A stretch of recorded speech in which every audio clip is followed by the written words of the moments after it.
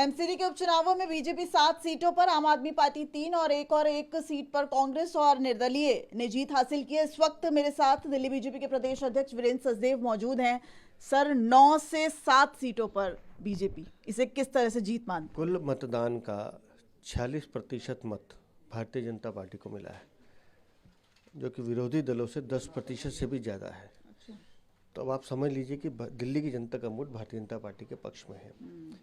7 सीटें जीती हैं भारतीय जनता पार्टी ने बहुमत के साथ, और अब हमारा नंबर और बेहतर हो गया नगर निगम में। हमारे लिए महत्वपूर्ण यह है कि स्थानीय चुनाव स्थानीय मुद्दों पे लड़े जाते हैं, और जो 1-2 सीटों को नुकसान है, बड़ा मामूली सा अंतर है उन सीटों पे, तो वहाँ की समीक्षा की जाएगी।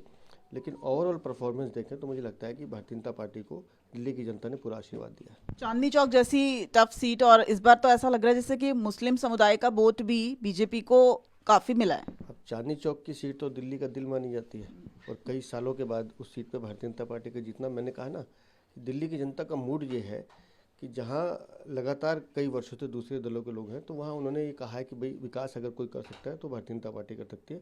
उस परिप्रेक्ष्य में चांदनी चौक का रिजल्ट देखना चाहिए। जब वोटिंग हो रही थी, दुर्गेश पाठक ने एक आरोप लगाया वोट चोरी का नारायणा वार्ड पर। हालांकि नारायणा सीट 147 वोटों से आम आदमी पार्टी ही जीत गई, और अब सौरभ भारद्वाज कह रहे हैं वोट चोरी नहीं, इलेक्शन चोरी हो गया।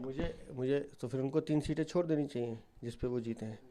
असल में बेमानी बातें करते हैं, और मुझे लगता है कि इन तरह की बातों को अब दिल्ली की जनता या देश की जनता गंभीरता से नहीं लेती। ये बात इनको समझ में नहीं आती।